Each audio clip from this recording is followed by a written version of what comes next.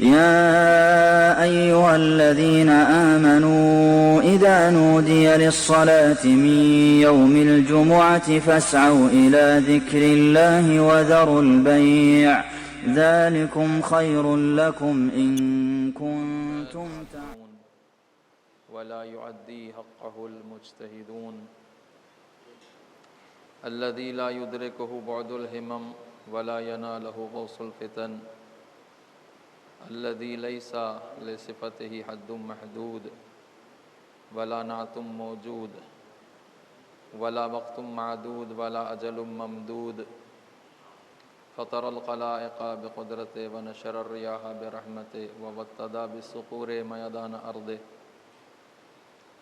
الحمد لله الذي زين النبيين بحبيبه المصطفى ومن على المؤمنين بنبيه المجتبى الصلاة والسلام على رسوله سيدنا ونبينا وطبيب نفوسنا بالقاسم محمد اللهم صل على محمد وآل محمد وعلى آله الطيبين الطاهرين المعصومين لا سيما بقية الله في الأرضين أما بعد عباد الله أوصيكم ونفسي بتقوى الله اتقوا الله فإن خير الزاد التقوى. بندگان خدا، آپ تمام حضرات کو اور اپنے نفس کو اللہ کا تقوی اختیار کرنے کی دعوت دیتا ہوں اور اللہ کا تقوی اختیار کرنے کی وصیت کرتا ہوں اور نصیحت کرتا ہوں کہ ہم سب اپنی زندگی تقوی کی بنیاد پر بسر کریں۔ اللہ نے انسانی حیات کی حفاظت کے لیے جو تدبیر مقرر فرمائی ہے اس کا عنوان تقوی ہے، اور یہ تقوی زندگی کے تمام پہلوؤں کی حفاظت کے لیے ہے۔ زندگی کا خالق اللہ ہے اور زندگی کو اپنے مقصد تک پہنچانے کے لیے اللہ نے ہدایت کا انتظام فرمایا ہے، اور زندگی کو خطروں سے محفوظ رکھنے کے لیے اللہ نے حفاظتی تدبیر مقرر فرمائی ہے۔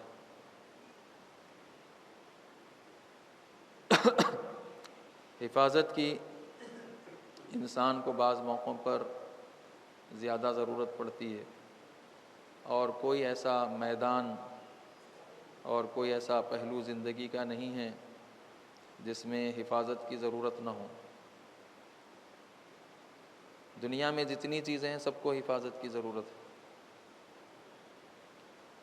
اور زندگی کے جتنے پہلو ہیں، زندگی کے جتنے حصے ہیں، وہ تمام کے تمام کو خطرہ لاحق ہے، اور یہ صرف انسان سے مخصوص نہیں ہے بلکہ جو چیز بھی پیدا ہوتی ہے اس کے لیے آفتیں ہیں۔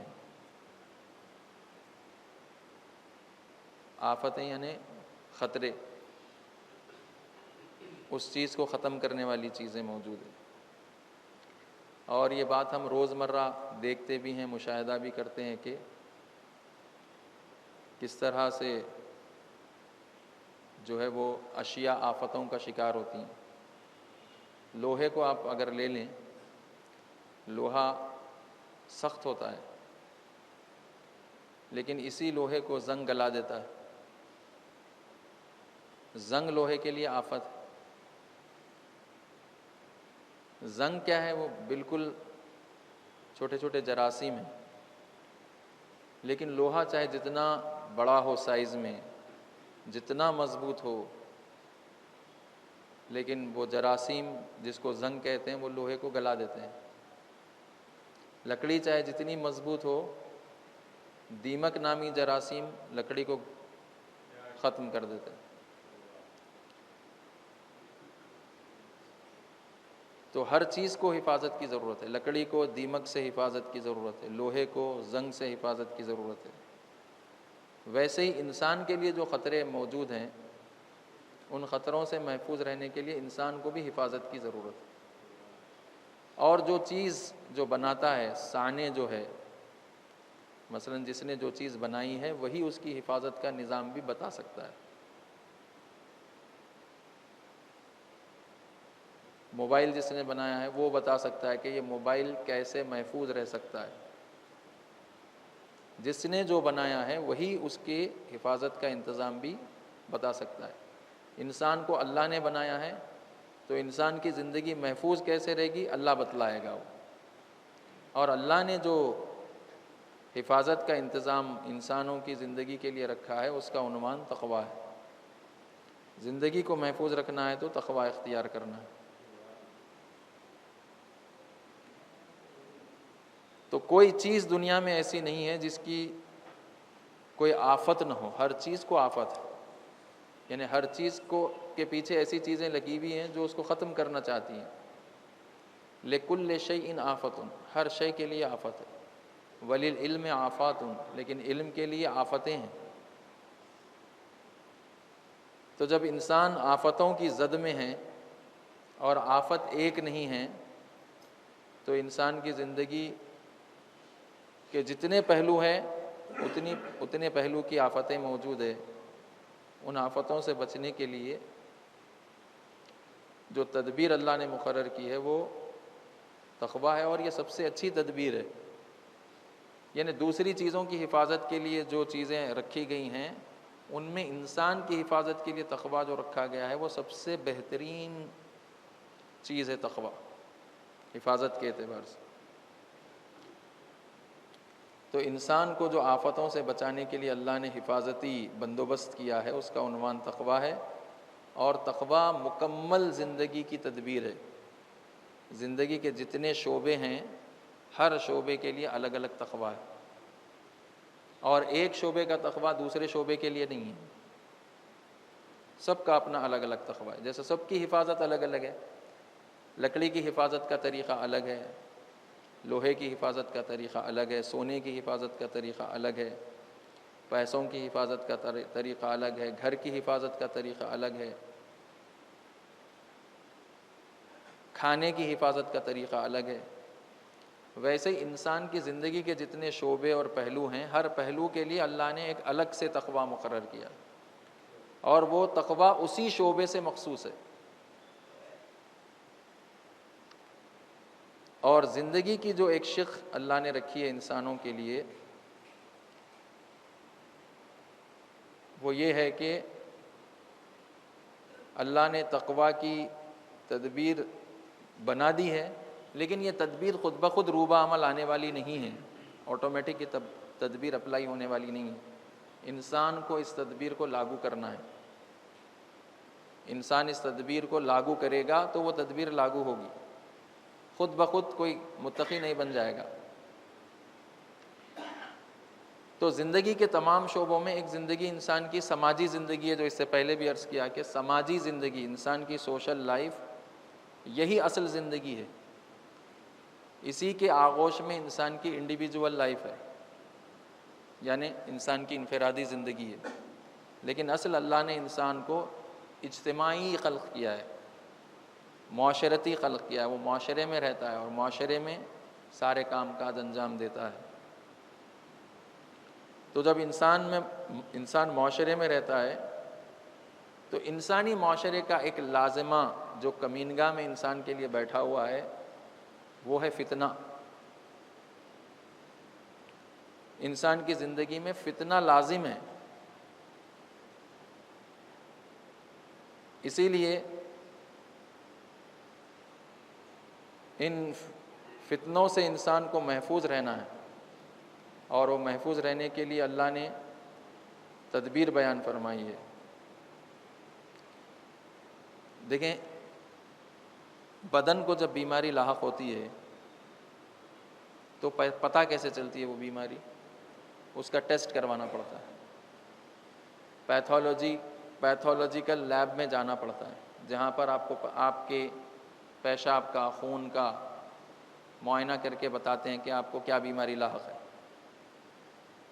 یہ آپ کے بدن کی پیتھولوجی ہے، لیکن بعض بیماریاں ایسی ہیں جو سارے معاشرے کو لگ جاتی ہے، ایک پورے سماج کو وہ بیماری لگ جاتی ہے۔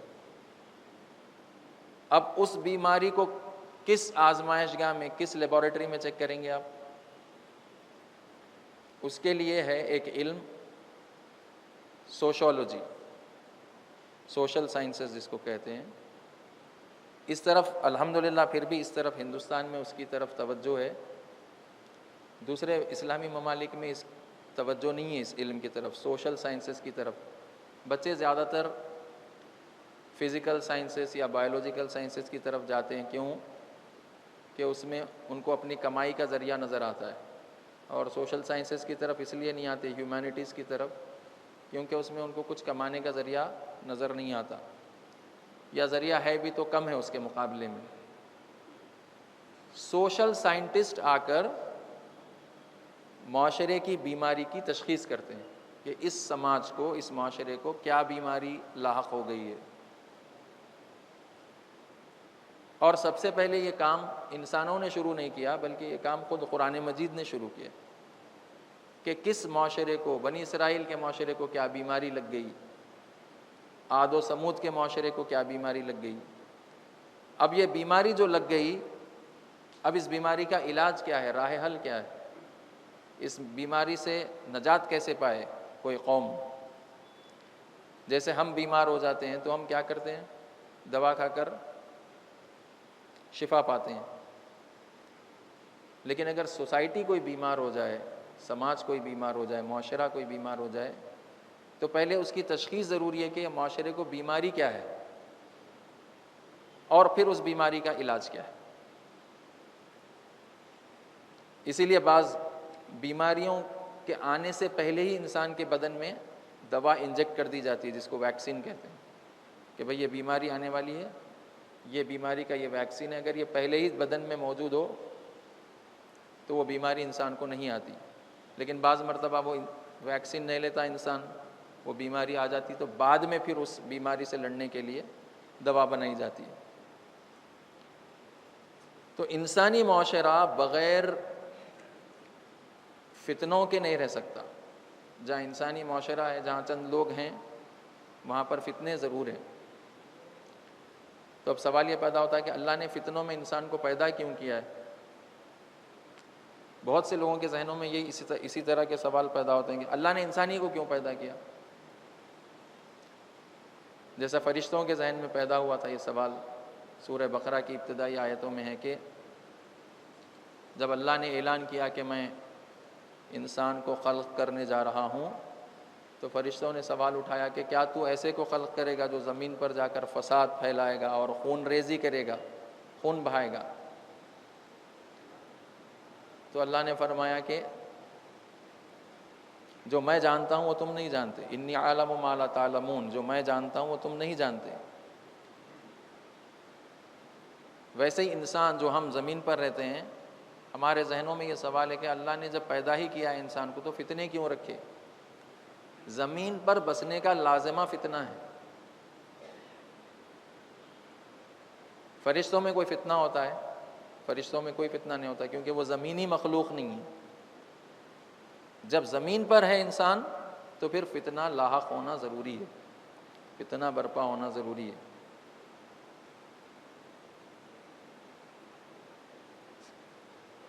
تو معمولاً ہوتا یہ ہے سوسائٹیز میں، سماجوں میں، کہ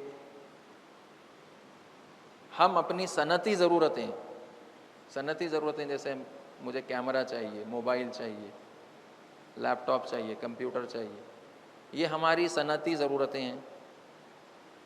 یعنی کوئی اس کو بناتا ہے، اس کا کوئی مینوفیکچرر ہے، وہ ہماری ضرورت چائنا پوری کر رہا ہے۔ یہ کیمرے اور یہ لیپ ٹاپ، یہ کمپیوٹرز چائنا سے ہم کو آتے ہیں یہاں پر۔ لیکن جو ہماری سماجی ضرورت ہے، جو ہماری معاشرتی ضرورت ہے، وہ چائنا پورا نہیں کر سکتا۔ کسی بھی سماج کی سماجی اور معاشرتی ضرورت کوئی دوسرا سماج پوری نہیں کر سکتا، اسی سماج کو پورا کرنا پڑتا ہے۔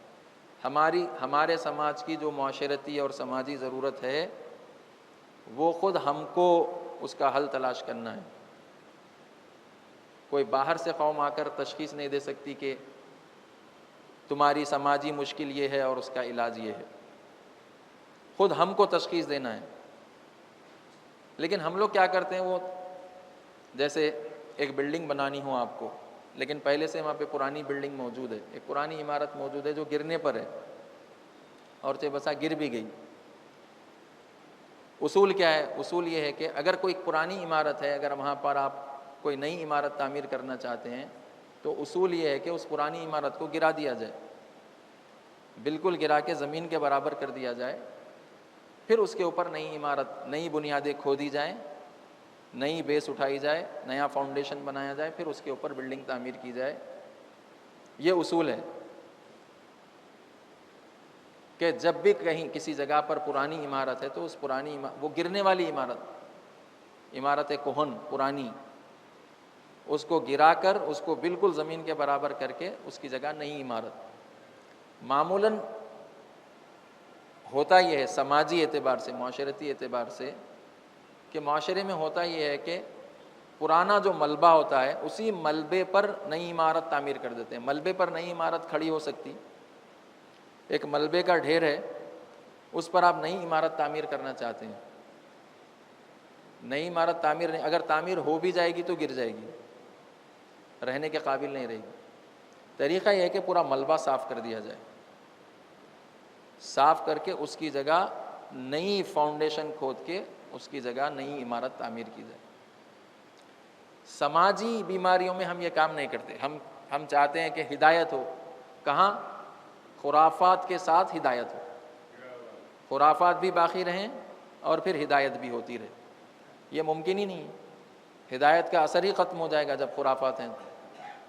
خرافات کے ملبے کو پہلے صاف کرنا ہوگا، پھر اس کی جگہ پر ہدایت کی عمارت تعمیر کرنی ہے. البتہ یہ بات ہم نظر انداز کر دیتے، لیکن قرآن نے اس بات کو نظر انداز نہیں کیا. رسول اکرم صلی اللہ علیہ وآلہ وسلم نے جو معاشرہ، جو سوسائٹی آپ نے تعمیر کی، پہلے آپ نے کفر اور شرک کا سارا ملبہ صاف کر دیا. ایک اس میں سے اس کا اثر باقی رہنے نہیں دیا. آپ نے سارا کفر اور شرک کا ملبہ صاف کر کے پھر اس کی جگہ اسلام، ایمان کی عمارت آپ نے تعمیر کی. ایسا نہیں ہے کہ کفر اور شرک کے ملبے پر ہی آپ نے اسلام کی عمارت تعمیر کر دی.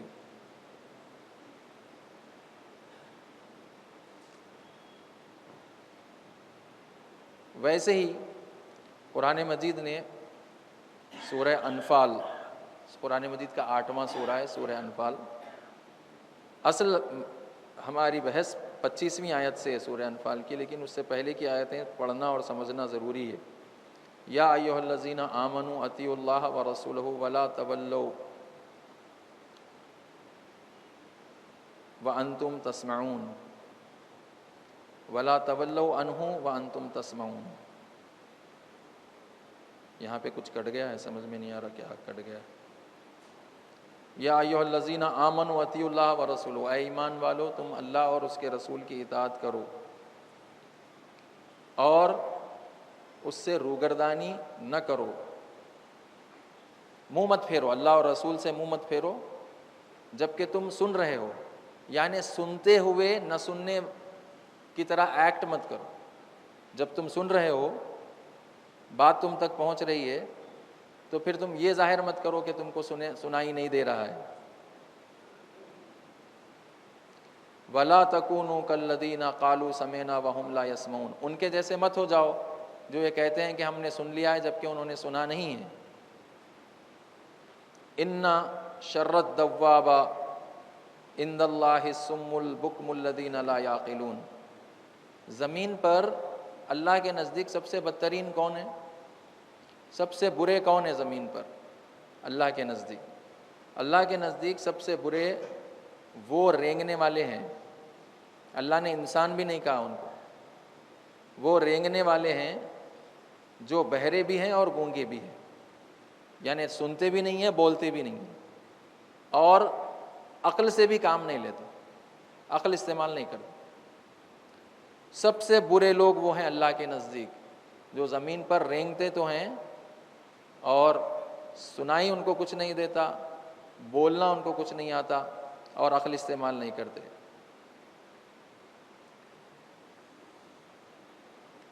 اور اگر خدا ان میں کسی خیر کو دیکھتا تو انہیں ضرور سناتا، اور اگر سنا بھی دیتا تو یہ منہ پھرا لیتے اور اعراض سے کام لیتے۔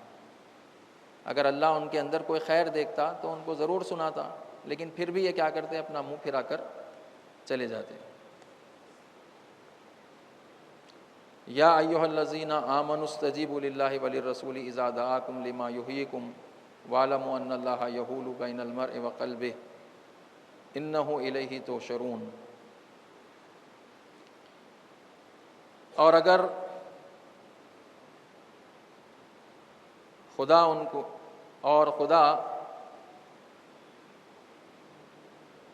یا ایھا الذین آمنوا، اے ایمان والو، استجیبوا للہ،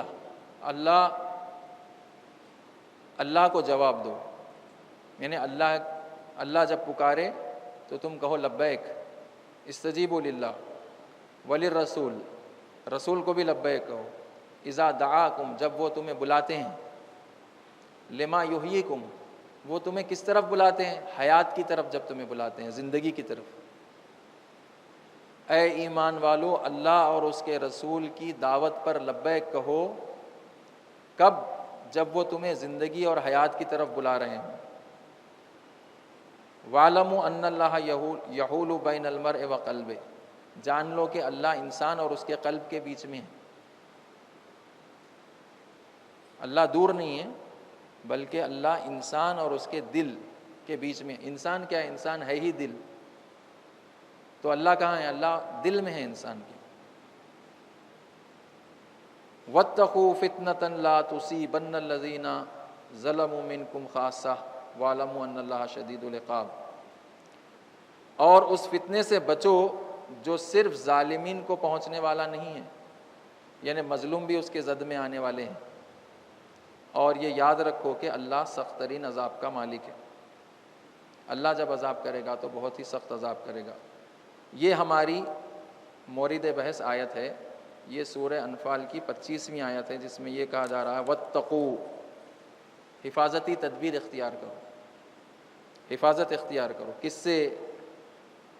فتنے سے، فتنوں سے بچو۔ فتنوں کے مقابلے میں جو تقویٰ ہے وہ تقویٰ اختیار کرو۔ اور وہ فتنے کیا ہیں؟ وہ فتنے فقط ظالموں سے محدود ہونے والے نہیں ہیں، ظالموں تک محدود رہنے والے وہ فتنے نہیں ہیں، وہ فتنے میں تمام لوگ اس کی لپیٹ میں آنے والے ہیں۔ وَاعْلَمُوا أَنَّ اللَّهَ شَدِيدُ الْعِقَابِ، اور جب اللہ گرفت کرتا ہے، اللہ پکڑتا ہے تو بڑی سختی سے پکڑتا ہے۔ تو حفاظتی تدبیر اختیار کرو ان فتنوں کے مقابلے میں۔ فتنہ کیا چیز ہے؟ یہ بہت ہی اہم قرآنی موضوع ہے، قرآن کا ایک اہم موضوع فتنہ ہے۔ کیوں فتنہ ہے؟ کیونکہ انسان سماج میں رہتا ہے، سماجی زندگی میں رہتا ہے، اور سماجی زندگی بغیر فتنے کے نہیں رہ سکتی۔ سماجی زندگی کا لازمہ فتنہ ہے۔ فتنے پیدا کون کرتے ہیں؟ خود انسان فتنے پیدا کرتے ہیں۔ اور بعض فتنے ایسے ہوتے ہیں جس میں انسان شعوری طور پر ان فتنوں میں شامل ہو جاتا ہے، اور بعض فتنے ایسے ہوتے ہیں غیر شعوری طور پر ان فتنوں میں شامل ہو جاتا ہے۔ فتنہ جو ہے عربی لفظ ہے، فتنہ، فتن، فے تے نون، فتن، فتنہ۔ فتنہ کہتے ہیں عربی میں سونے کو پگھلانے کو کہتے ہیں۔ بہت سی چیزوں کو پگھلایا جاتا ہے، خاص ٹیمپریچر پہ وہ ابال میں آتی ہیں۔ پانی کو ابالیے آپ، 100 ڈگری سینٹی گریڈ پر ابال میں آتا ہے پانی، لیکن سونا 100 ڈگری سینٹی گریڈ پر نہیں آتا، بلکہ اس کو کافی زیادہ گرمی پہنچانی پڑتی ہے۔ شاید ممکن ہے 500,000 درجہ حرارت ٹیمپریچر دینا پڑتا سونے کو تو وہ پگھلتا۔ پگھلاتے کیوں ہیں سونے کو؟ سونے کو پگھلاتے اس لیے ہیں کیونکہ جب سونا کان سے نکالا جاتا ہے، جہاں سے سونا ملتا ہے، مائنس میں سے، گولڈ مائنس میں سے، تو سونے کے ساتھ دوسرے میٹلز بھی آ جاتے ہیں۔ تو جب آپ سونے کو پگھلاتے ہیں تو سونا ایک طرف ہو جاتا، اس کے اندر موجود دوسرے میٹلز ایک طرف ہو جاتے، جس کو ہم کھوٹ کہتے ہیں۔ کھوٹ الگ ہو جاتی سونے سے۔ کھوٹ کیا ہے؟ سونے کے ساتھ کسی اور چیز کی ملاوٹ کھوٹ ہے۔ سونے کے ساتھ تانبا مل گیا، سونے کے ساتھ چاندی مل گیا۔ اچھا، دوسرے کسی میٹل کو پگھلاتے نہیں ہیں آپ اس کی کھوٹ دور کرنے کے لیے۔ لوہے کو نہیں پگھلاتے کیونکہ لوہے کی کوئی قیمت نہیں ہے زیادہ۔ سونے کی چونکہ ورلڈ وائڈ قیمت ہے، سونا آپ جہاں پر بھی لے کے جائیں سونا قیمتی ہے اور مہنگا ہے، اسی لیے سونے کو پگھلاتے ہیں تاکہ پگھلا کر اس کے اندر سے اس کی کھوٹ نکال دیں، دوسرے میٹل جو چھپے ہوئے اس کے اندر وہ نکال دیں۔ اس کو کہتے ہیں فتنہ۔ سونے کو اتنا پگھلایا جائے کہ سونے کی کھوٹ نکل جائے، اس کے اندر موجود دوسرے میٹلز نکل جائیں، چاندی، تانبا، پیتل، جو بھی لوہا، وہ نکل جائے، نکل کے الگ ہو جائے۔ اس پگھلانے کے عمل کو کہتے ہیں فتنہ۔ اور جب پگھلایا جاتا ہے تو معمولی ٹیمپریچر پہ سونا نہیں پگھلتا، سونے کو شدید پگھلانا پڑتا ہے، شدید گرمی دینی، شدید تپانا پڑتا ہے، تب جا کر سونا پگھلتا ہے اور اس کے اندر سے موجود کھوٹ نکلتی ہے۔ یہ جو کیرٹ کا حساب کرتے ہیں ہم، یہ 24 کیرٹ کا سونا ہے، 22 کیرٹ کا سونا ہے، 18، 16 کیرٹ، یہ کیرٹ اسی خالصیت کے اوپر ہے، کس قدر پیور سونا ہے۔ 24 کیرٹ کا سونا ہے، اس کا مطلب اس کے اندر کوئی دوسرا میٹل ملا ہوا نہیں ہے، کھرا سونا ہے یہ، اس کے اندر کوئی کھوٹ نہیں ہے۔ لیکن اس سے نیچے کے جو سونے ہیں اس کے اندر دوسرے میٹلز بھی ملے ہوئے ہیں۔ عرب اس عمل کو فتنہ کہتے تھے۔ ہر وہ کام جس کے اندر شدت موجود ہو، سونے کو پگھلانے میں شدت موجود ہے۔ کس کی شدت موجود ہے؟ آگ کی شدت۔ شدید آگ لگائی جائے تو سونا پگھلتا ہے، شدید گرمی میں سونا پگھلتا ہے، پگھل کے اس سے کھوٹ دور ہو جاتی ہے۔ اس عمل کو کہتے ہیں عرب فتنہ، اور اسی معنی میں، اس سے ہٹ کر تھوڑا سا معنی میں قرآن نے اس کو استعمال کیا ہے۔ قرآن نے اس کو انسانوں کے لیے استعمال کیا ہے۔ مثلا انسانی سماج میں ناامنی شدید پھیل جائے، امن ختم ہو جائے انسانی معاشرے سے، انسانوں میں سے امن کا ماحول ختم ہو جائے، ناامنی پھیل جائے، ہر طرف آشوب پھیل جائے، جھگڑا، فتنہ، فساد، لڑائی، شدت کی لڑائی، تو کہتے ہیں یہ معاشرہ فتنے کا شکار ہوگا۔ کوئی گھر میں یہ بات پیدا ہو جائے تو وہ گھر فتنے کا شکار ہوگا۔ اچھا، کبھی نیچرل طریقے سے، یعنی زلزلہ آیا، زلزلہ نیچرل ڈیزاسٹر، زلزلہ آنے سے زمین ہل گئی، لوگ زمین کے اندر دھس گئے، گھر گر گئے، شدید تکلیف لوگوں کو پہنچی، تو نیچرل طریقے سے، یعنی اس کے فیکٹرز فقط سوشل فیکٹرز نہیں ہیں فتنے کے، نیچرل فیکٹرز بھی ہو سکتے ہیں۔ طبعی عوامل، یعنی زلزلہ آیا یا طوفان آیا یا کوئی سونامی آ گیا یا تیز آندھیاں چلیں، نتیجے میں انسانوں کو شدید نقصان پہنچا، اس کو بھی فتنہ کہتے ہیں۔ یا پھر اچھا، یہ فتنہ کبھی نیچرل طریقے سے ہے، کبھی مین میڈ ہے، کبھی خود انسان۔ اب جنگ ہے، جنگ و جدال، جنگ کون پیدا کرتا ہے؟ جنگ انسان کرتا ہے۔ کسی بھی معاشرے کو ناامن کون کرتا ہے؟ پیس کون اٹھاتا ہے کسی بھی معاشرے سے؟ خود انسان کرتا ہے، لڑائی جھگڑا فساد۔ زیادہ تر حکمران کرتے ہیں، اپنے کو اپنے اقتدار میں باقی رکھنے کے لیے لوگوں کے درمیان فتنہ پھیلا دیتے ہیں، یعنی شدید بحران پیدا کر دیتے ہیں۔ اس کو قرآن نے کہا ہے کہ یہ فتنہ ہے۔ اور زیادہ تر فتنے اس وقت پیدا ہوتے جب لوگ اللہ کے قانون پر عمل کرنا چھوڑ دیتے، جب لوگ اللہ کے قانون کی طرف پیٹ کر دیتے، اس وقت فتنے پیدا ہو جائیں۔ لیکن اگر لوگ اللہ کے قانون کے پابند ہوں تو اس وقت فتنے پیدا نہیں ہوتے، یا ہوتے بھی ہیں تو ان کو کنٹرول کر لیا جا سکتا۔ لیکن اگر اللہ کے قانون کے پابند نہیں ہیں تو فتنے پیدا ہوتے ہیں۔ فتنے جب سر اٹھائیں تو ہماری ذمہ داری کیا ہے؟ قرآن یہ بتلانا چاہ رہا ہے کہ جب فتنہ پیدا ہو جائے، ایک معاشرہ شدید بحران کا شکار ہو جائے، اس وقت اس فتنے سے بچنے کا طریقہ کیا ہے؟ اس فتنے سے بچنے کا طریقہ ہے تقویٰ۔ واتقوا اللہ واتقوا فتنۃ، بچو فتنے سے۔ کون سے فتنے سے بچو؟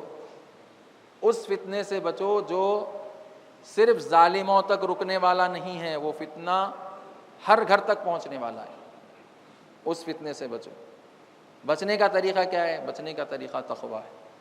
تقویٰ اختیار کرو تاکہ فتنے سے بچ جاؤ۔ ابھی تفصیلی کافی بحث ہے، انشاءاللہ اگلے جمعے میں بیان کی جائے گی۔ اللہ تعالی ہم سب کو توفیق عنایت فرمائے۔ اعوذ باللہ من الشیطان الرجیم، بسم اللہ الرحمن الرحیم۔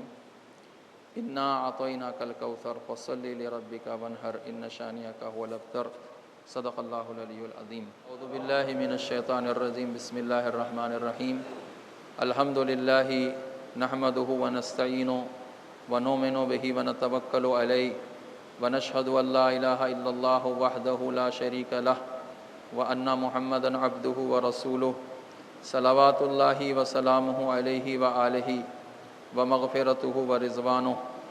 اللہم صلی علی محمد عبدک ورسولک ونبیک صلاۃ نامیۃ زاکیۃ ترفع بہا درجۃ وتبین بہا فضلا، وصلی علی محمد وآل محمد وبارک علی محمد وآل محمد کما صلیت وبارکت وترحمت علی ابراہیم وآل ابراہیم انک حمید مجید۔ اللہم صلی علی خاتم الانبیاء محمد المصطفیٰ صلی اللہ علیہ وآلہ وسلم۔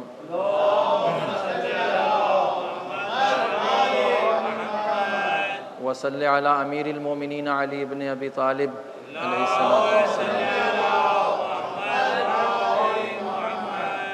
وصلی علی فاطمۃ الزہراء سیدۃ نساء العالمین۔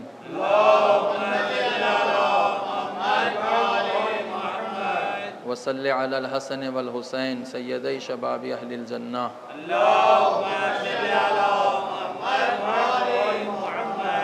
وعلی علی بن الحسین ومحمد ابن علی وجعفر ابن محمد وموسیٰ ابن جعفر وعلی ابن موسیٰ ومحمد ابن علی وعلی ابن محمد والحسن ابن علی والحجت ابن الحسن الخلف القائم بالحق المنتظر المہدی۔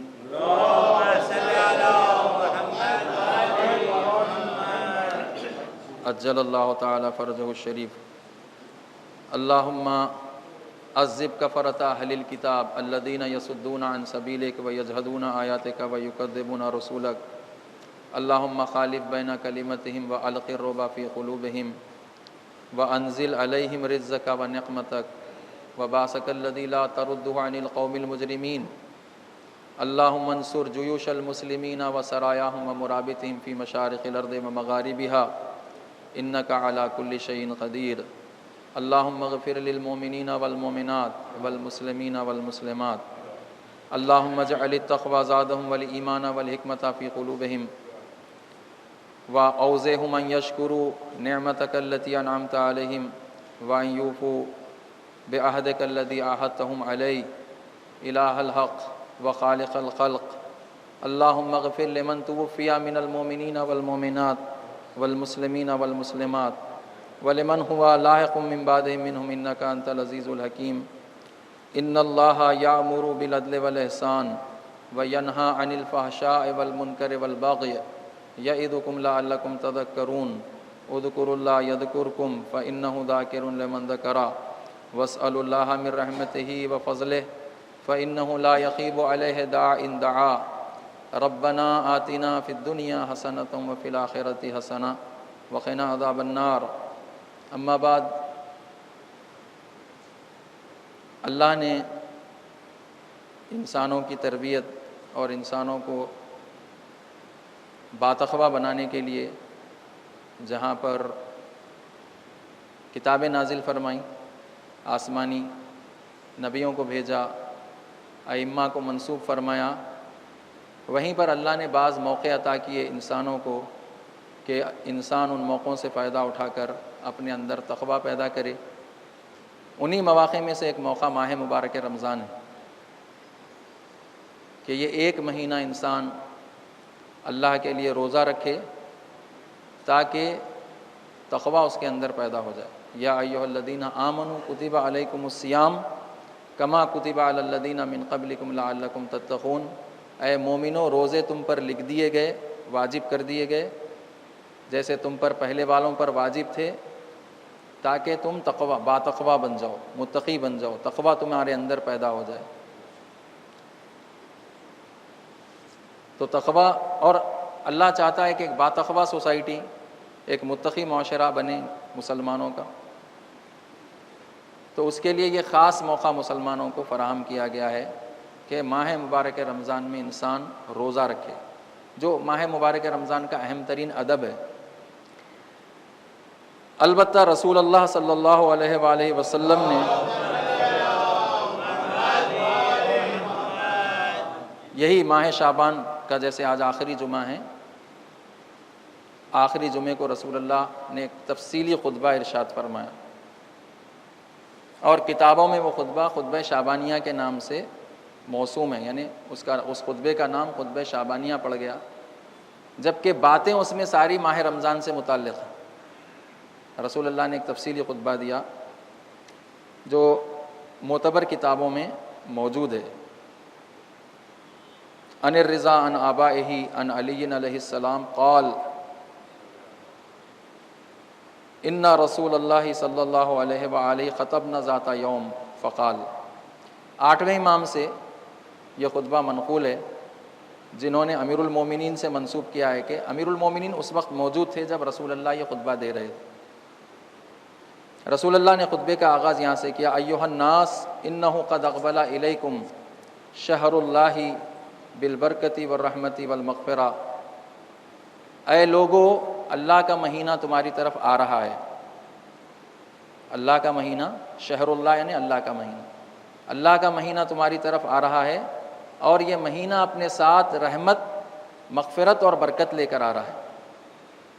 خالی ہاتھ یہ مہینہ نہیں آ رہا ہے تمہاری طرف، رحمت اور مغفرت اور برکت لے کر آ رہا ہے۔ ہوا عند اللہ افضل الشہور، اللہ کے یہ نزدیک سب سے افضل مہینہ ہے۔ اللہ کے نزدیک ماہ رمضان سب سے بہترین مہینہ ہے، افضل ترین مہینہ اللہ کے نزدیک کوئی ہے تو وہ ماہ مبارک رمضان ہے۔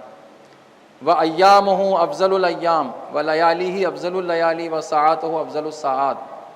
اس مہینے کے دن سب سے افضل، اس مہینے کی راتیں تمام راتوں سے افضل، اور اس مہینے کی گھڑیاں تمام گھڑیوں سے افضل۔ ہوا شہر دعیتم فیہ الی ضیافۃ اللہ، یہ وہ مہینہ ہے جس میں اللہ نے تم کو مہمان بنایا ہے، اللہ تمہاری ضیافت کا قائل ہوا ہے، اللہ خود میزبان ہے اور تم اللہ کے مہمان ہو۔ وَجُعِلْتُمْ فِيهِ مِنْ أَهْلِ کرامت اللہ، اور اللہ نے تم کو اہل کرامت قرار دیا ہے۔ انفاسکم فیہ تسبیح، اس مہینے میں تمہاری سانس تسبیح کا حکم رکھتی ہے، تمہارا سانس لینا ایسے ہی ہے جیسے تم تسبیح کر رہے ہو۔ وَنَوْمُكُمْ فِيهِ عبادہ، اس مہینے میں تمہاری نیند عبادت کا حکم رکھتی ہے، تمہارا سو جانا عبادت کا حکم رکھتا ہے۔ وَعَمَلُكُمْ فِيهِ مقبول، اس مہینے میں تمہارا عمل قبول ہے۔ وَدُعَاؤكُمْ فِيهِ مستجاب، اس مہینے میں تمہاری دعائیں مستجاب ہے۔ فَاسْأَلُوا اللَّهَ رَبَّكُمْ بِنِيَّاتٍ صَادِقَةٍ وَقُلُوبٍ طَاهِرَةٍ أَن يُوَفِّقَكُمْ لِصِيَامِهِ وَتِلَاوَةِ كِتَابِهِ فَإِنَّ الشَّقِيَّ مَنْ حُرِمَ غُفْرَانَ اللَّهِ فِي هَذَا الشَّهْرِ الْعَظِيمِ۔ پس اللہ سے دعا کرو، اپنے رب سے سچی نیتوں کے ساتھ اور پاکیزہ دل کے ساتھ، کہ اللہ تم کو موفق کرے، کامیاب کرے، کس میں؟ اس مہینے کے روزے رکھنے میں اور تلاوت قرآن مجید کرنے میں۔ اور شقی، بدبخت، بدنصیب وہ شخص ہے جو اس مہینے میں بخشا نہ جائے، اس کی بخشش نہ ہو، اس کی مغفرت نہ ہو، وہ بدنصیب ہے وہ شخص۔ وَاذْكُرُوا بِجَوْعِكُمْ وَعَطْشِكُمْ فِيهِ جَوْعَ يَوْمِ الْقِيَامَةِ وَعَطْشَهُ، روزے کی بھوک اور پیاس کے ذریعے سے قیامت کی بھوک اور پیاس کو یاد کرو، روزے کی بھوک اور پیاس سے قیامت کی بھوک اور پیاس کو یاد کرو۔ وَتَصَدَّقُوا عَلَىٰ فُقَرَائِكُمْ وَمَسَاكِينِكُمْ، اور اس مہینے میں صدقہ دو غریبوں کو، فقراء کو اور مسکینوں کو۔ وَبَقِرُّوا كِبَارَكُمْ، بڑوں کا احترام کرو۔ وَارْحَمُوا صِغَارَكُمْ، چھوٹوں پر رحم کرو۔ وَصِلُوا أَرْحَامَكُمْ، رشتہ داروں سے میل ملاپ باقی رکھو، رشتے ناتے رشتہ داروں سے باقی رکھو۔ وَاحْفَظُوا أَلْسِنَتَكُمْ، اپنی زبانوں کی حفاظت کرو. وَغُضُّوا عَمَّا لَا يَحِلُّ النَّظَرُ إِلَيْهِ أَبْصَارَكُمْ، اپنی نظروں کو، اپنی نگاہوں کو ان چیزوں سے بچاؤ جن کے دیکھنے سے اللہ نے منع کر دیا ہے. وَعَمَّا لَا يَحِلُّ الْاسْتِمَاعُ إِلَيْهِ أَسْمَاعَكُمْ، اپنی سماعتوں کو، اپنے کانوں کو ان چیزوں کے سننے سے بچاؤ جس کو اللہ نے سننا حرام کر دیا ہے. وَتَحَنَّنُوا عَلَىٰ أَيْتَامِ النَّاسِ يَتَحَنَّنَا عَلَىٰ أَيْتَامِكُمْ، لوگوں کے یتیموں پر رحم کرو تاکہ تمہارے یتیموں پر رحم کیا جائے. وَتُوبُوا إِلَى اللَّهِ مِن ذُنُوبِكُمْ، اور اللہ کی بارگاہ میں توبہ کرو اپنے گناہوں سے. وَارْفَعُوا إِلَيْهِ أَيْدِيَكُمْ بِالدُّعَاءِ فِي أَوْقَاتِ صَلَاتِكُمْ فَإِنَّهَا أَفْضَلُ السَّاعَاتِ يَنظُرُ اللَّهُ عَزَّ وَجَلَّ فِيهَا بِالرَّحْمَةِ إِلَىٰ عِبَادِهِ، اپنے ہاتھوں کو اٹھاؤ نمازوں کے بعد اور دعا کرو اللہ کی بارگاہ میں کہ نماز دعا کے لیے سب سے بہترین موقع ہے. نماز کے بعد کا وقت دعا کے لیے سب سے بہترین موقع ہے. کیوں؟ کیونکہ اس وقت اللہ اپنے بندوں پر رحمت کی نظر ڈالتا ہے.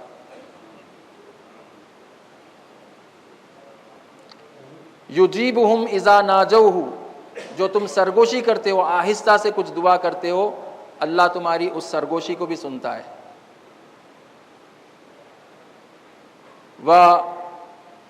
وَيُلَبِّيهِمْ اذا نادوہ، جب تم بلند آواز سے فریاد کرتے ہو اللہ تمہاری اس بلند آواز کو بھی سنتا ہے.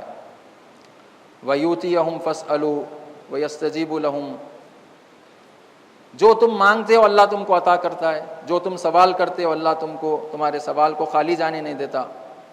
أَيُّهَا النَّاسُ إِنَّ أَنفُسَكُمْ مَرْهُونَ بِأَعْمَالِكُمْ فَفَكَّهُوهَا بِاسْتِغْفَارِكُمْ، اے لوگو تمہاری جانیں گروی ہے، تمہاری جانیں تمہارے اعمال کے گروی ہیں، پس استغفار کے ذریعے سے تمہاری گروی جانوں کو نکال لو باہر، اس رہن سے چھڑا لو. وَظُهُورَكُمْ ثَقِيلَةٌ مِّنْ أَوْزَارِكُمْ، تمہاری پیٹھ تمہارے گناہوں کے بوجھ سے لدی ہوئی ہے، تمہاری پیٹھ گناہوں سے وزن ہو چکی ہے. فَخَفِّفُوا عَنْهَا بِطُولِ سُجُودِكُمْ، اپنی پیٹھ پر موجود گناہوں کے وزن کو کم کرو سجدوں کو طولانی کر کے، طویل سجدوں کے ذریعے سے پیٹھ پر جو گناہوں کا بوجھ لدا ہوا ہے اس کو کم کر لو. وَاعْلَمُوا أَنَّ اللَّهَ أَقْسَمَ بِعِزَّتِهِ أَلَّا يُعَذِّبُ الْمُصَلِّينَ وَالسَّاجِدِينَ، یاد رکھو کہ اللہ نے اپنی عزت کی قسم کھائی ہے کہ وہ نماز پڑھنے والوں کو اور سجدہ کرنے والوں کو عذاب نہیں کرے گا، عذاب میں مبتلا نہیں کرے گا. اللہ یروّہم النار یوم یقوم الناس لرب العالمین، اللہ جہنم کی آگ کو سجدہ کرنے والے اور نماز پڑھنے والوں سے دور کر دے گا جو قیامت میں اللہ کی بارگاہ میں کھڑے ہوئے ہوں گے. ایھا الناس من فطر منکم صائما مؤمنا فی ھذا الشہر کان لہ بذلک عند اللہ عتق نسما ومغفرۃ لما مضی من ذنوبہ. اے لوگو، جو ایک مومن کو روزہ کھلوائے، افطار کروائے اس مہینے میں، ایسے ہی ہے جیسے اس نے ایک غلام کو آزاد کر دیا اور اس کے گزشتہ تمام گناہ معاف کر دیے گئے، بخش دیے گئے. قیل یا رسول اللہ فلیس کلنا یقدر علی ذلک فقال اتقوا النار ولو بشق تمرۃ، اتقوا النار ولو بشربۃ من ماء. کسی نے اٹھ کر یہ پوچھا یا رسول اللہ، یہ لوگوں کا روزہ کھلوانا، ہمارے پاس اتنا پیسہ نہیں ہے، ہم دولت مند آدمی نہیں ہیں، ہم ثروت مند آدمی نہیں ہے کہ ہم لوگوں کا روزہ کھلوائیں. تو رسول اللہ نے فرمایا کہ کیا تم کھجور کا ایک ٹکڑا نہیں کھلا سکتے؟ کیا تم پانی کا ایک گھونٹ نہیں پلا سکتے؟ اتقوا النار، آگ سے بچ جاؤ، جہنم سے بچ جاؤ کھجور کے ایک ٹکڑے کے ذریعے سے، جہنم سے بچ جاؤ پانی کے ایک گھونٹ کے ذریعے سے. ایھا الناس من حسن منکم فی ھذا الشہر خلقہ کان لہ جوازا علی الصراط یوم تزل فیہ الاقدام. اے لوگو، جو اس مہینے میں اپنا اخلاق خوبصورت کر لے، حسن اخلاق اختیار کر لے، تو پھر خداوند عالم پل صراط سے گزرنے کا جواز اس کو فراہم کر دیتا ہے. ومن خفف فی ھذا الشہر اما ملکت یمینہ خفف اللہ علیہ حسابہ، جو اپنے ماتحت افراد کے ساتھ آسانی کرے، جو اپنے ماتحت افراد کے ساتھ آسانی سے پیش آئے، قیامت کے دن اللہ اس کا حساب آسانی سے لے گا۔ ومن کف فیہ شرہ کف اللہ عنہ غضبہ یوم یلقا، جو اپنے شر کو اپنے تک محدود رکھے، اپنے شر کو دوسروں تک نہ پہنچائے، تو قیامت کے دن اللہ کا غضب اس تک نہیں پہنچے گا۔ ومن اکرم فیہ یتیما اکرمہ اللہ یوم یلقا، جو ایک یتیم کا اکرام کرے گا اس مہینے میں، پروردگار قیامت میں اس کا اکرام کرے گا۔ ومن وصل فیہ رحمہ وصلہ اللہ برحمتہ یوم یلقا، جو اپنے رشتہ داروں سے رشتے ناتے جوڑے گا، رشتے ناتوں کو کاٹے گا نہیں، جوڑے گا، خداوند عالم کی رحمت قیامت میں اس سے جڑ جائے گی۔ ومن قطع فیہ رحمہ فقطع اللہ عنہ رحمتہ یوم یلقا، اور جو رشتے ناتے قطع کر لے گا، کاٹ لے گا، رشتے ناتے توڑ لے گا، تو اللہ کی رحمت کا رشتہ بھی قیامت میں اس سے ٹوٹ جائے گا۔ اللہ کی رحمت اس کے شامل حال نہیں ہوگی جو رشتہ داروں سے اپنے رشتے ناتے توڑ لے۔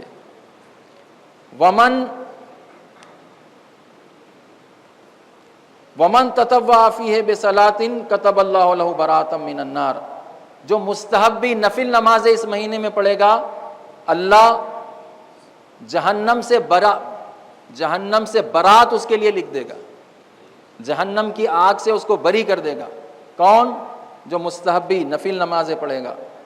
ومن ادى فیہ فرضا کان لہ ثوابا من ادى 70 فریضۃ بما سواہ من الشہور، اور اگر کوئی واجب اور فرض نماز پڑھے گا تو خداوند عالم اس کو عام دنوں میں 70 نمازیں پڑھنے کا ثواب عطا کرے گا۔ ومن کسر فیہ من الصلاۃ علیہ ثقل اللہ میزانہ یوم تخف الموازین، جو بھی اس مہینے میں کثرت سے مجھ پر درود اور صلوات پڑھے گا، قیامت میں اللہ اس کے پلڑے کو، اعمال کے پلڑے کو بھاری کر دے گا۔ ومن تلا فیہ آیۃ من القرآن کان لہ مثل اجر ان ختم القرآن فی غیرہ من الشہور، جو اس مہینے میں قرآن کی ایک آیت پڑھے گا، ایسے ہی ہے جیسے اس نے عام دنوں میں ایک پورا قرآن ختم کر دیا۔ ایک آیت اگر کوئی پڑھے، ضروری نہیں ہے ماہ رمضان میں قرآن شروع کرے تو ماہ رمضان میں ختم کرے، یہ خرافات ہے۔ ماہ رمضان میں اگر کوئی ایک آیت بھی پڑھے تو خداوند عالم اس کو پورا ایک قرآن پڑھنے کا ثواب عطا فرمائے گا۔ ایھا الناس ان ابواب الجنان فی ھذا الشہر مفتحہ، اے لوگو اس مہینے میں جنت کے دروازے کھلے ہوئے ہیں۔ فاسألوا ربکم ان لا یغلقھا، تو پس اپنے رب سے یہ دعا کرو، چاہو، سوال کرو کہ یہ دروازے جو جنت کے کھلے ہوئے ہیں تم پر بند نہ کر دیے جائیں۔ وابواب النیران مغلقۃ فاسألوا ربکم ان لا یفتحھا علیکم، اور جہنم کے دروازے اس مہینے میں بند ہے، اللہ سے دعا کرو کہ جہنم کے دروازے تم پر کھول نہ دیے جائیں۔ والشیاطین مغلولہ، شیطان کو جکڑ دیا گیا ہے، شیطان کو بند کر دیا گیا ہے۔ فاسألوا ربکم اللہ یسلطھا علیکم، اللہ سے دعا کرو کہ شیطان تم پر مسلط نہ ہو جائے، شیطان تمہارا کنٹرول حاصل نہ کر لے۔ یہاں تک رسول اللہ نے فرمایا۔ پھر یہاں سے امیر المومنین حضرت علی ابن ابی طالب علیہ السلام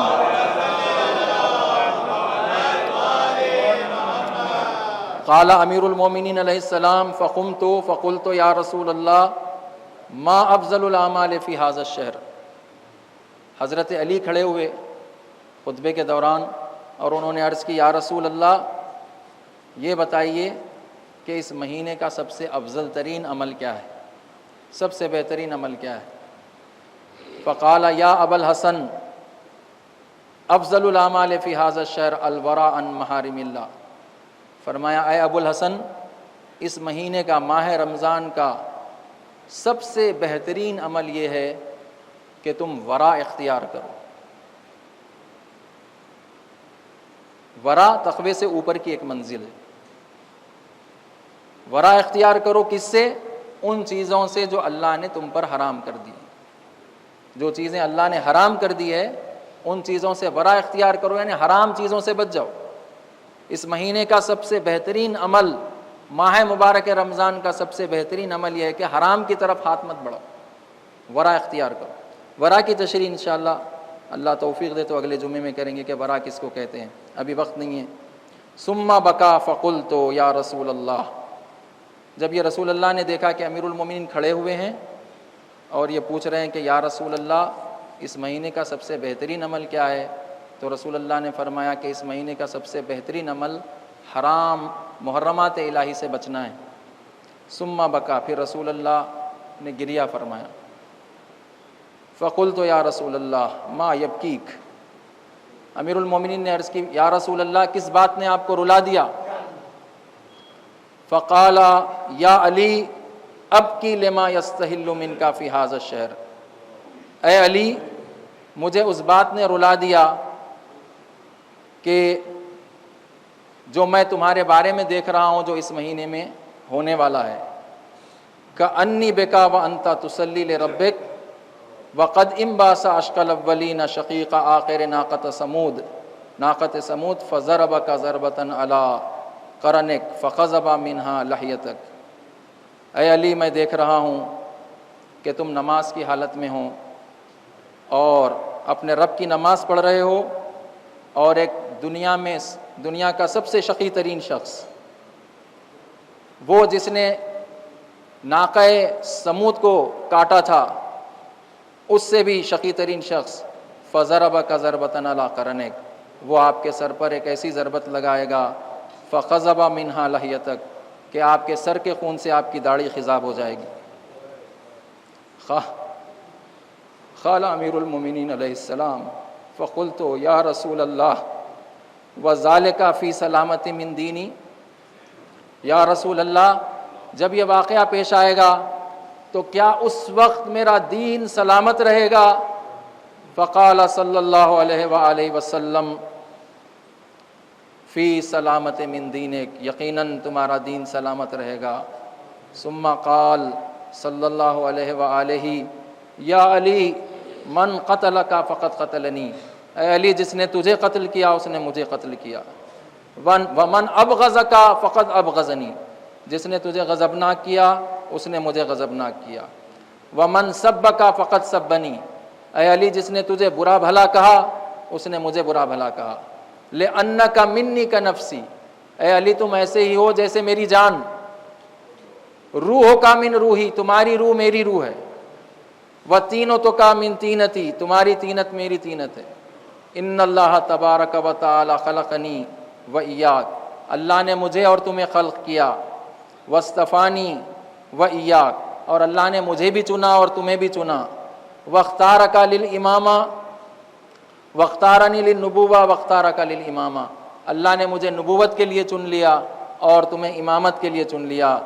ومن انکر امامتک فقد انکر نبوتی، جس نے آپ کی امامت کا انکار کیا اس نے میری نبوت کا انکار کیا.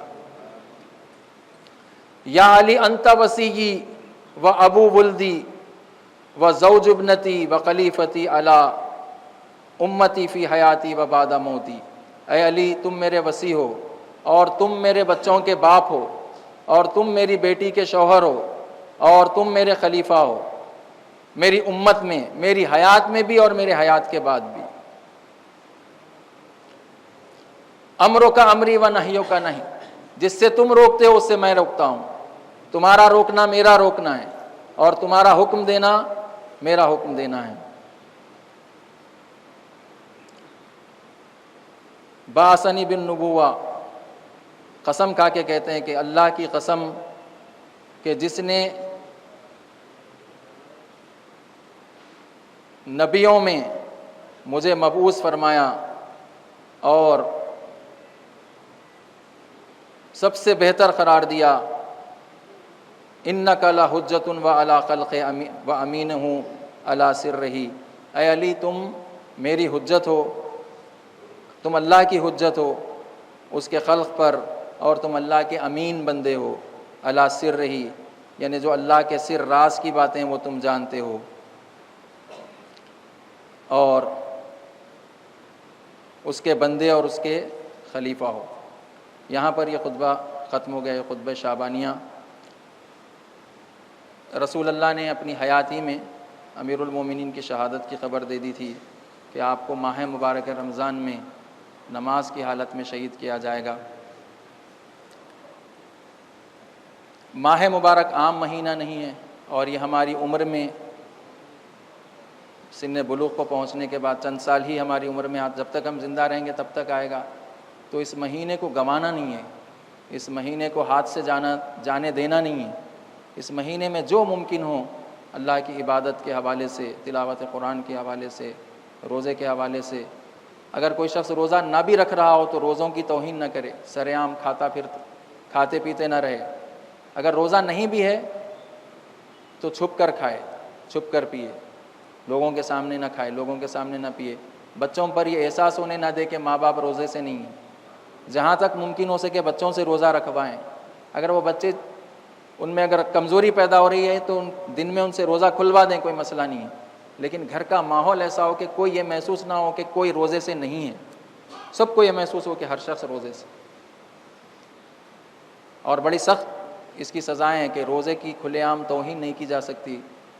ہوٹلوں میں بیٹھ کر چائے نوشی، سگریٹ نوشی، یہ سخت منع ہے۔ ماہ مبارک رمضان میں روزے کی حالت میں سخت سزا ہے اس کی۔ اگر روزے کی حالت میں کوئی روزے کی توہین کرتے ہوئے پکڑا جائے پہلی مرتبہ تو اس کو 100 کوڑے لگائے جائیں، دوسری مرتبہ بھی 100 کوڑے، تیسری مرتبہ بھی 100 کوڑے، چوتھی مرتبہ پکڑا جائے تو اس کو قتل کر دیا جائے۔ اسلامی حکومت، ظاہر سی بات ہے اسلامی حکومت میں یہ کام ہوگا۔ یہاں پہ آپ جتنی چاہے روزے کی توہین کرے، کوئی پکڑنے والا آپ کو نہیں ہے، تو کم از کم اللہ کے عذاب سے ڈرے، اللہ کی وعید سے ڈرے کہ روزے کی حالت میں روزے کی توہین نہ کرے۔ اور ایک دوسری بات جو تذکر میں دینا چاہ رہا تھا، ایک مومن کہہ رہے تھے مجھ سے کہ خطبہ جب ہو رہا ہے تو لوگ نماز پڑھ رہے ہیں، خطبے کے وقت نہ نماز پڑھی جا سکتی، نہ قرآن پڑھی جا سکتی، نہ آپس میں بات کی جا سکتی۔ جب ظاہر سی بات ہے جب نماز ہی نہیں پڑھ سکتا انسان تو قرآن بھی نہیں پڑھ سکتا، آپس میں بات چیت نہیں کر سکتا۔ اگر وہ کرتا ہے اس طرح تو ہفتے اعمال ہوتے ہیں۔ ہفتے اعمال کیا ہے؟ یعنی جتنا عمل وہ کیا سب زیرو ہو جاتا ہے۔ مثلا ایک بچے نے ایگزام لکھا، ایگزام میں اس کو 80 مارکس آئے، لیکن ریسٹیکیٹ ہو گیا تو وہ سارے مارکس کیا ہو جاتے ہیں؟ زیرو ہو جاتے ہیں۔ ویسے خطبہ حالت نماز ہے، نماز میں آپ بات کرتے ہیں، خطبہ حالت نماز ہے، خطبہ نماز کو کہتے ہیں۔ نماز آپ کھڑے ہو کر پڑھتے ہیں، خطبے میں آپ بیٹھے ہوئے ہوتے ہیں۔ خطبے میں بات چیت کرنا ایک دوسرے سے، خطبے میں نماز پڑھنا، حتیٰ کوئی ذکر پڑھنا نہیں ہے آپ کو خطبے میں، قرآن پڑھنا نہیں ہے، نماز پڑھنا نہیں ہے، خطبے میں فقط خطبہ سننا ہے۔ اگر آپ خطبے کے علاوہ کوئی کام کرتے ہیں تو وہ عمل باطل ہے، یعنی جو بھی نماز پڑھی پھر دوبارہ خطبوں کے بعد، نماز کے بعد پھر وہ نماز پڑھنی پڑے گی۔ تو لہٰذا خطبوں کیونکہ خطبے خود نماز کے حکم میں داخل ہے، تو لہٰذا اس بات کا لحاظ رکھیں۔ پروردگار ہم سب کو توفیق عنایت فرمائے۔ اعوذ باللہ من الشیطان